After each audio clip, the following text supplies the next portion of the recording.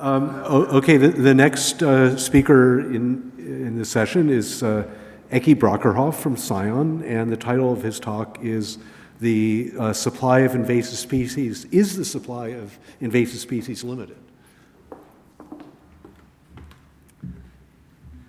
Thanks, Sandy, and thanks for sticking around, and that is a hard act to follow, so I have no use for this in my presentation. But yeah, so the other way to frame this question is glass half empty.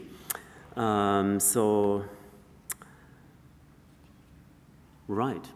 So the big question is, how many potential invasive species are there?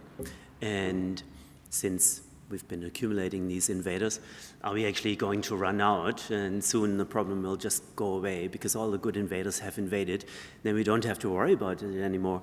But there are a few assumptions we can make, like firstly that we know the number of potential invaders is limited because there's a limited number of species per se.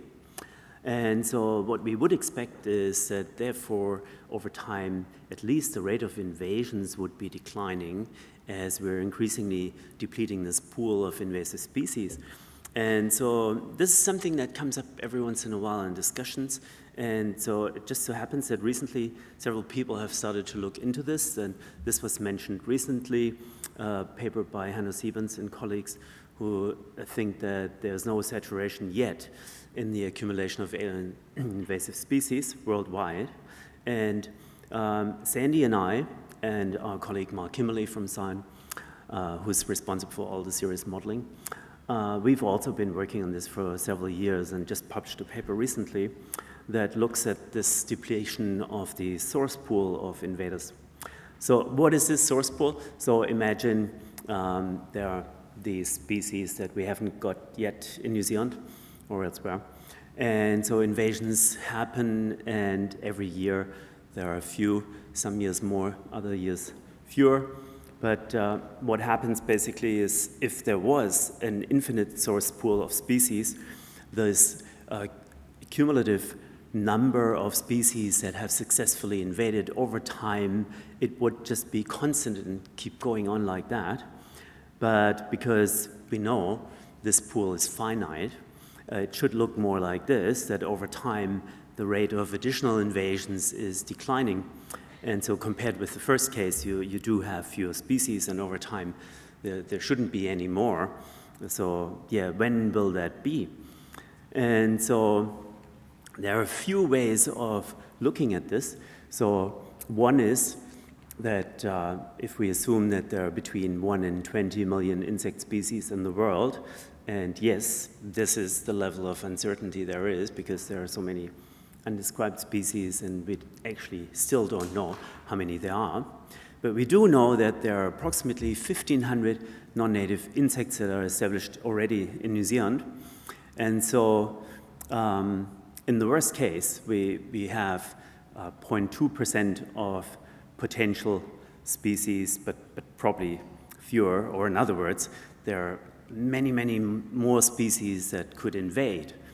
Now, another way of looking at this is to consider only those species that have already demonstrated that they're effective at invading, that they're successful invaders elsewhere, and we haven't got them yet. Now, again, this isn't quite so easy to answer because there aren't that many places that have got a complete inventory of their invasive species, but one place that has a pretty good inventory is the United States. So they have approximately 3,600 species. Now those that are shared, which is the 396 where the two intersect, they're already here, but there's still 3,200 that have already demonstrated that they're successful invaders in the US, and we haven't got them yet. So that's more than twice as many as we have. So that is another huge pool, and that's just the United States. And they're still accumulating additional species as well. So still a lot to go. This is another way of looking at it. These accumulation curves here in the case of, again, New Zealand in blue, US in green, and Europe in red. And So what we would expect is if there is some decline or depletion that these should level off. Now, in the case of New Zealand, maybe they're starting to level off a little, perhaps also to some extent of a longer time frame in the US. Clearly in Europe, not yet, although this could also potentially be that they started looking for these a little later than New Zealand and the US, which have kind of appreciated this problem for longer. But so again, no sign of any decline. Now, if we want to really know what's going on, we need more information about the total size of the species pool and where they've come from, different origins, etc. And then it's better to look in more detail at a smaller, ideally well-known group of insects, such as the bark beetles or Scalidinae. And so there we know very well how many species in total there are in Europe, for example, and in Asia, and how many are shared, etc. And you can see the green numbers aligned with that over here. These are the species that have already become established in New Zealand, and you see this is a very small number compared to the size of these species pools of potential invaders just for Europe and Asia. So in order to do a more serious analysis and have more species to work with, we've looked at the US because the US already have a larger number of these. And so Sandy, Mark, and I, we've been working on this question, and so we found only 9% of the European bark beetles have invaded the United States, despite the shared hosts and the large amount of trade and opportunity for these species to become invaded. And so when you think about it, maybe that does actually make sense, because out of these entire species pool species, only some actually end up in the pathway, so only some will have had the opportunity to arrive in a new country or territory or continent. So then out of those, only some are actually good invaders, and so some will not have invaded even though they did arrive. And then there are some that have already established, and those are the ones that we've detected. But so there are a few left, and but perhaps we won't ever get all of them for these reasons. So, but how many can we expect? And so this is a question that has been addressed by Levine and Antonio, and this paper, Forecasting Biological Invasions with Increasing International Trade, widely cited, and this looked exactly at this question. So how many more species can we expect, and how does this relate to the volume of trade, which facilitates the arrival and invasion? So they used a model, the Michaelis-Menten model, which happens to have been developed for enzyme kinetics, and it just seemed to be a good fit, but maybe this just by coincidence, because the mechanisms operating there probably aren't the same. And so we've looked at this, and we thought perhaps we can have a more mechanistic model that is better at describing this. And the input that we would need is information about the species abundance distribution, which is exactly what John Keane just showed a moment ago. We need to know information about the relationship between propagal pressure and the probability of establishment, which is a little more difficult. And then we also need to know about future pathway rates or trade volume and how that relates to invasions, to put all this together and then to predict future invasions. So here is again your species abundance distribution, and so we know there are many, many species that are rare or rarely are intercepted or transported. Then there are some others, relatively few species that are very abundant and often arrive, etc.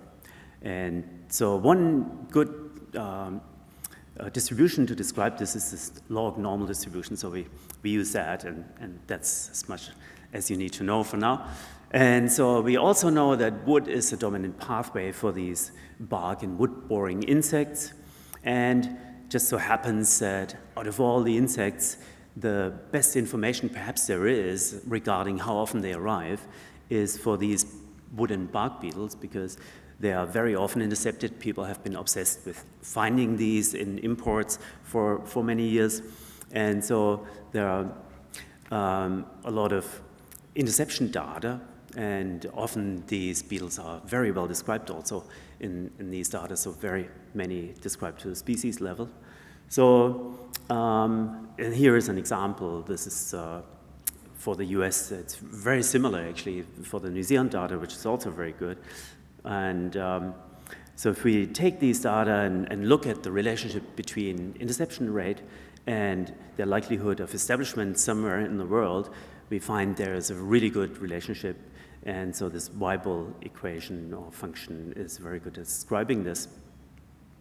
So putting all this together and then considering the trade volume, we've arrived at the conclusion that with ISBN 15, which is an international phytosanitary standard that effectively reduces the rate of arrival of these species, we can expect a slight decline of these invasions.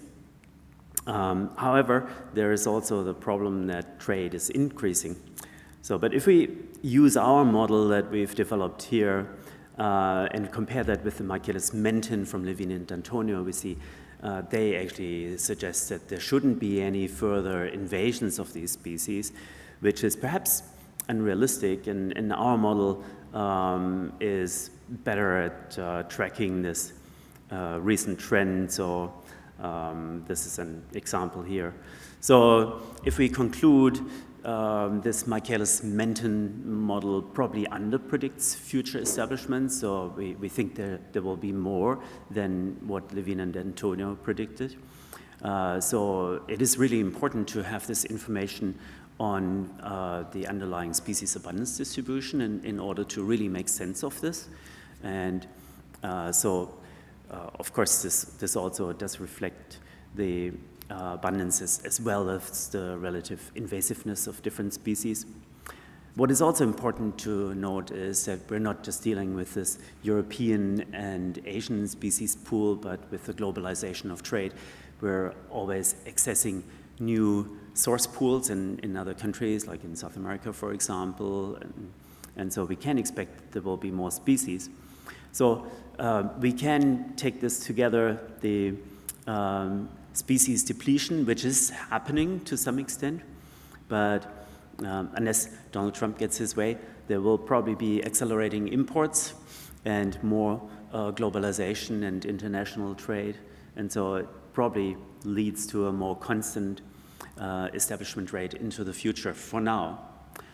And so the glass is still pretty full, we can conclude. And the crazy idea is we're going to run out of invaders. And that's it. Thanks. Oh, there are acknowledgements. So thanks to MPI and the opportunity to contribute to the information highway and use of yours and USDA's lovely data.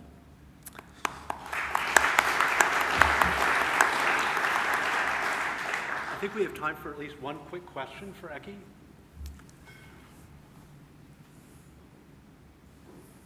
Roger. Interception rates? Depletion rates. Yeah. I mean, for mammals, we are probably much closer to, well, not necessarily depletion, but there's no more pathway because we don't bring a lot of mammals here. I think for reptiles, for example, there's probably a lot more scope for future invasions, and as we've heard about the pet trade and so on, even though the legal pet trade is a bit more regulated in New Zealand, there's also the illegal pet trade, so that's a long way from depletion, I would say. For plants, I don't know. We should have a discussion about this. So we've been focusing on insects so far, but I mean, if there's anything, any truth in Hanno Sieben's recent paper about, I think mammals were the only group where that actually declines, but that's like mostly because we're not doing so many intentional introductions anymore. So yeah, we should look into this. Thanks, Ecke.